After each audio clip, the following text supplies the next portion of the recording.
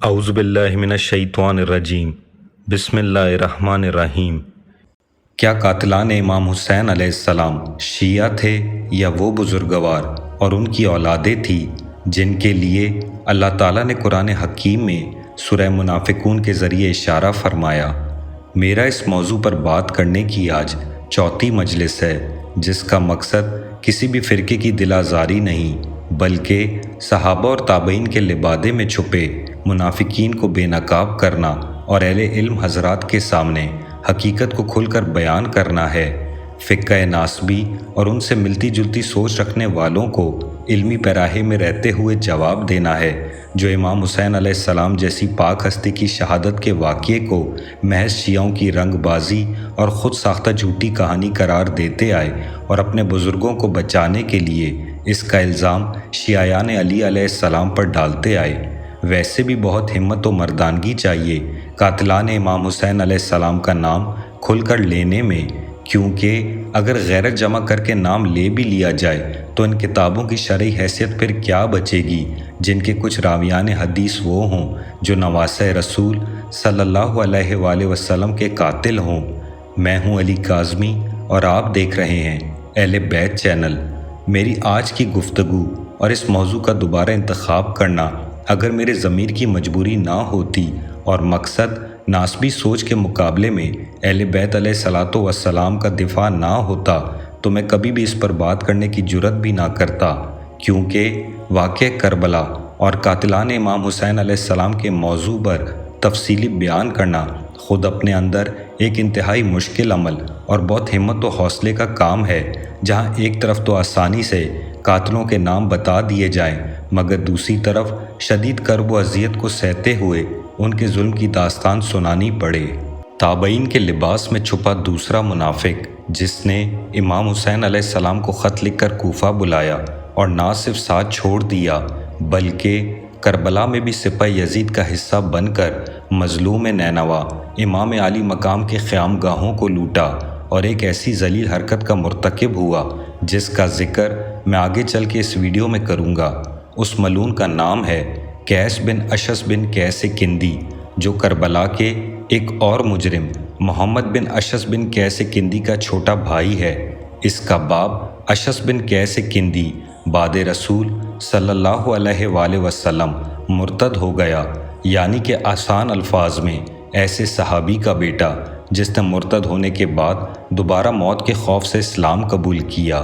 یہاں میں اپنے سننے والوں کو یہ بات بتانا ضروری سمجھوں گا کہ اس کردار کی زندگی کے متعلق تمام تفصیلات میں نے برادران اہل سنت کی معتبر کتب سے حاصل کیا، جن میں سے کچھ مشہور کتب کے نام یہ ہیں: بلازری کی انساب الاشراف، طبری کی تاریخ طبری، ابن عبد البر کی الاستیاب، ابن اسیر کی الکامل، مسعودی کی مرج الذہب، ابن جوزی کی المنتظم، دیناوری کی الاخبار الطوال، ابن سعد کی طبقات۔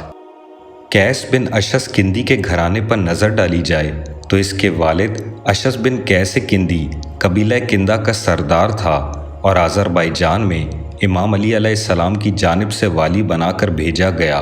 مگر بدعنوانی کی وجہ سے عہدے سے معزولی اور شرمندگی اس کا مقدر بنی۔ یہی وجہ ہے کہ جنگ صفین میں امیر المومنین علیہ السلام کے لشکر میں ہوتے ہوئے بھی امام علی علیہ السلام کے خلاف خوارج کی تحریک میں اپنا کلیدی کردار ادا کیا۔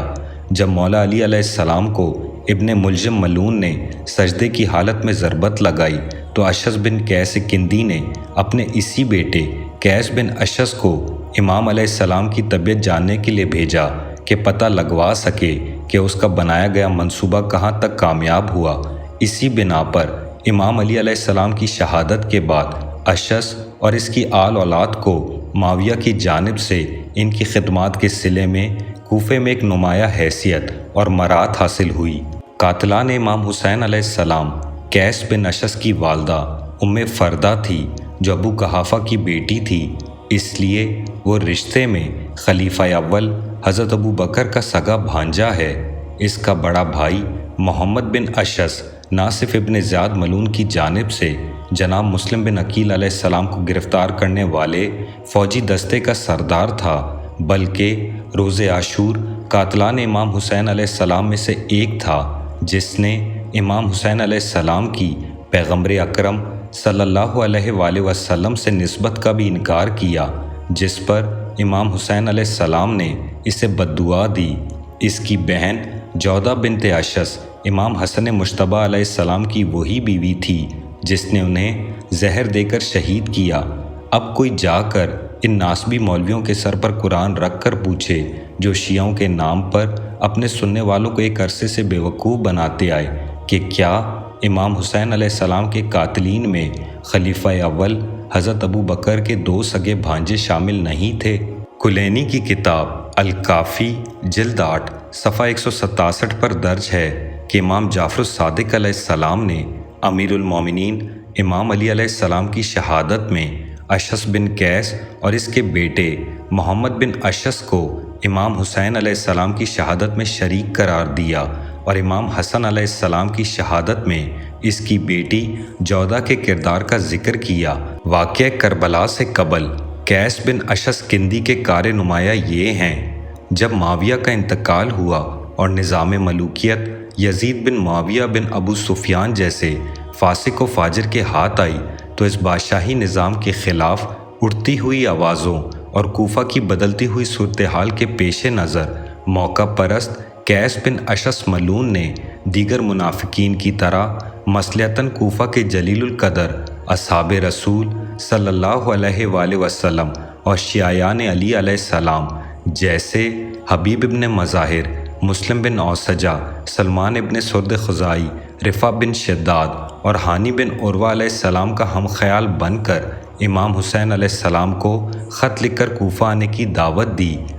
جب ابن زیاد ملعون کے نجس قدم کوفہ آئے تو جہاں دیگر منافقین نے اپنے ایمان کا سودا کیا، وہاں پہلے سے موجود شیعیان معاویہ قیس بن اشس نے بڑھ چڑھ کر اس کا خیر مقدم کیا اور اس کا بڑا بھائی محمد بن اشس خود کو نمایاں رکھنے کے لیے اس حد تک جا پہنچا کہ اپنی بیٹی کا عقد بھی ابن زیاد جیسے ملعون سے کر ڈالا۔ یہاں پر ایک بات کہنا ضروری سمجھتا ہوں کہ جو ناسبی مولوی ایک عرصے سے اپنے سننے والوں کو بے وقوف بناتے آئے کہ امام حسین علیہ السلام کو شیعوں نے خط لکھ کر کوفہ بلایا اور دھوکہ دیا، ان کی ادھوری بات میں دعوے سے مکمل کیے دیتا ہوں کہ امام حسین علیہ السلام کو دھوکہ دینے والے صرف شیعیان معاویہ بچے تھے، کیونکہ شیعیان علی علیہ السلام کے وہ بڑے بڑے نام جنہوں نے امام حسین علیہ السلام کو خط لکھا، ان میں سے اکثریت کو واقعہ کربلا سے قبل کوفہ میں ہی ابن زیاد ملعون نے قید میں ڈال دیا یا شہید کروا دیا، اور باقی جو بچے وہ اصحاب امام حسین علیہ السلام بن کر کربلا میں قیامت تک کے لیے اپنے ناموں کو روشن کر کے علیہ السلام بن گئے۔ یہ 21ویں صدی ہے اور چند صدیوں یا دہائیوں کا پرانا جھوٹ زیادہ دیر چل نہیں سکتا۔ اس موضوع پر بنائی جانے والی تمام ویڈیو سیریز میں گوگل سے لے کر کتابوں کے ریفرنس تک خود کردار اپنا تعارف کرائے گا کہ وہ شیعیان معاویہ تھا یا شیعیان علی علیہ السلام، اور قاتلین امام حسین علیہ السلام آخر تھے کون؟ 2 محرم الحرام سن 61 ہجری، جب سبط رسول فخر کونین سردار شہداء امام حسین علیہ السلام کا قافلہ اپنی آخری منزل کربلا پہنچا تو مرجانہ اور زیاد ابن ابیہا کی ناجائز اولاد ابن زیاد ملعون کا حکم پاتے ہی قیس بن اشس اور محمد بن اشس ملعون کم و بیش 1000 سپاہیوں کے ہمراہ کوفہ سے کربلا روانہ ہوئے۔ 10 محرم الحرام سن 61 ہجری روز عاشورہ امام حسین علیہ السلام نے اپنے آخری خطبے میں صحابہ اور تابعین کے لبادے میں چھپے منافقین کو بے نقاب کرتے ہوئے فرمایا: اے شبز بن ربی، اے حجار بن ابجر، اے عمر بن حجاج الزبیدی، اے قیس بن اشس، کیا تم لوگوں نے مجھے یہ نہیں لکھا تھا کہ باغات سرسبز ہو چکے، نہریں بہہ رہی اور پھل اب پک چکے ہیں؟ لہٰذا جب بھی آپ فیصلہ کرے آئیں، آپ کے سپاہی آپ کی مدد کے لیے تیار ہیں۔ میرا سلام ہو اس غریب الوطن، تشنہ لب، مظلوم نینوا حسین ابن علی علیہ السلام پر جنہیں ظالموں نے رلا رلا کر مارا۔ 10 محرم الحرام عصر عاشور قیس بن اشس ملعون نہ صرف واقعہ کربلا کے مجرموں میں سے ایک تھا بلکہ امام عالی مقام کے خیام گاہوں کو لوٹنے میں پیش رہا۔ یہ وہی ملعون تھا کہ جب نواسۂ رسول امام حسین علیہ السلام کا زخموں سے چور بے گور و کفن لاشا کربلا کی لہکتی دہکتی زمین پر پڑا ہوا تھا تو اس خنزیر نے مولا حسین علیہ السلام کا پیرہن مبارک لوٹا۔ اے نبی کا کلمہ پڑھنے والے مسلمانوں، دوبارہ سنو، اس خنزیر نے نواسۂ رسول صلی اللہ علیہ وآلہ وسلم کا لباس مبارک لوٹا۔ میرا سلام ہو ان چلتی ہوئی ہواؤں پر، اور بہت بڑا احسان کیا کربلا کی اس مٹی نے جس نے امام حسین علیہ السلام کے جسم پاک کا پردہ بنایا، جہاں سے میری بی بی زینب سلام اللہ علیہا کو گزارا گیا۔ ایسی ذلیل حرکت کا مرتکب ہونے کی وجہ سے یہ ملعون جب تک زندہ رہا کیس قطیفہ کے نام سے مشہور رہا۔ دوسری جانب حنبلی مکتبہ فکر کے امام ابن جوزی کی کتاب المنتظم جلد 5 صفحہ 341 پر درج ہے کہ قیس بن اشعث ملعون نے عصر عاشور امام حسین علیہ السلام کا امامہ مبارک لوٹا۔